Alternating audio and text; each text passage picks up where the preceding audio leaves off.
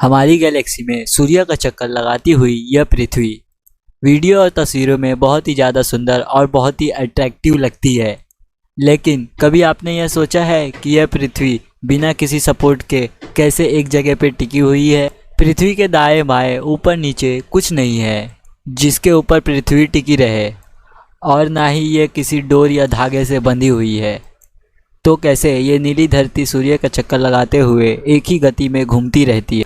अगर आपके जहन में यही बात आती है कि पृथ्वी बिना किसी सपोर्ट के कैसे टिकी हुई है, तो घबराइएगा नहीं, हम आज इसी बात का जवाब देने जा रहे हैं। तो चलिए शुरू कर। क्यों लगाती है पृथ्वी सूर्य का चक्कर? आखिर क्यों सूर्य का निर्माण सभी ग्रहों के निर्माण में शामिल है? इन सैकड़ों सालों में कई परिवर्तन हुए हैं, या फिर यूँ कहें कि धरती पर जीवन संभव हो पाया है। पृथ्वी और इंसानों जीवों का कोई नाम नहीं था। उमंगी यह एक केवल उभरती हुई आग का गोला था। फिर यह समय के साथ ठंडी होती गई। फिर कई अरसों के बाद उपग्रह यानी चांद का निर्माण हुआ, और फिर पृथ्वी का गुरुत्वाकर्षण बल तैयार होने लगा।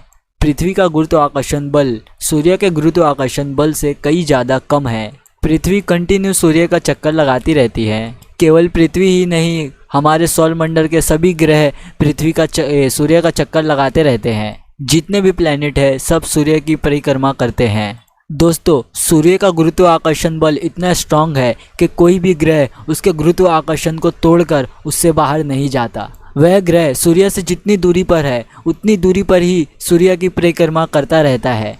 इसी गुरुत्वाकर्षण बल की वजह से पृथ्वी सूर्य का चक्कर लगाती रहती है।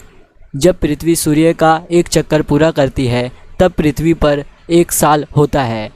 लेकिन यहाँ पर हमारे मन में एक सवाल भी उत्पन्न होता है कि पृथ्वी का गुरुत्वाकर्षण बल सिर्फ सूर्य ही है या कोई और भी रीज़न है?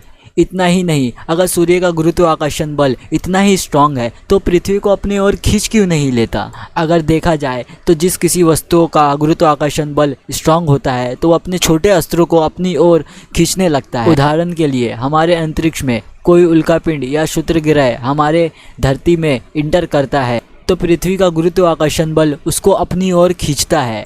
इसका परिणाम ये पड़ता है कि उल्कापिंड और पृथ्वी का आपस में टकराव हो जाता है। ऐसे में ये कह सकते हैं कि पृथ्वी सूर्य से सिर्फ गुरुत्वाकर्षण बल की वजह से ही नहीं टिकी हुई है, बल्कि इसके अंतरिक्ष में टिके रहने का कोई और भी रीज़न है। वास्तव में पृथ्वी अपने ऑर्बिट पर एक बार घूमती है, जिससे पृथ्वी पर दिन और रात संभव हो पाता है।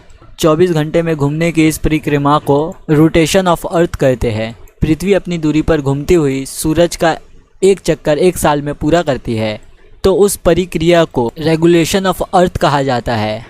सूर्य पृथ्वी और अन्य ग्रह को अपने गुरुत्वाकर्षण बल में बांधी हुई है, जिसके परिणाम स्वरूप सारे प्लैनेट उसकी परिक्रमा करते हैं। ऐसे में हमारे मन में एक प्रश्न और भी उठता है, सूर्य में इतना गुरुत्वाकर्षण बल कहाँ से आया, जिसकी वजह से सारे प्लैनेट उसके आगे पीछे घूमते रहते हैं और एक ही स्थान पर ठहरे रहते हैं।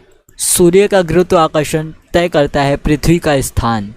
सूर्य की गुरुत्वाकर्षण को समझने के लिए आपको अंतरिक्ष का बनाया हुआ प्लेटफॉर्म समझना होगा, जिसकी वजह से सौरमंडल में उपस्थित ग्रहों का स्थान तय हो पाता है। अंतरिक्ष में सूर्य और बाकी प्लैनेट को लेकर महान वैज्ञानिक अल्बर्ट आइंस्टाइन एक थ्योरी दुनिया के सामने पेश की, जिसे जर्मनी थ्योरी ऑफ रिलेटिविटी के नाम से जाना जाता है।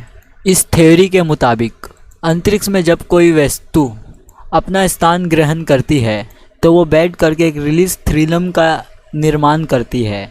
ऐसे में उस पिंड में आने वाला सभी ग्रह उस ग्रह के चारों तरफ रोटेट करने लगता है, जिसे रोटेशन ऑफ अर्थ कहते हैं। ऐसे ही हमारे सूर्य और अंतरिक्ष में सभी ग्रहों का गुरुत्वाकर्षण बल होता है।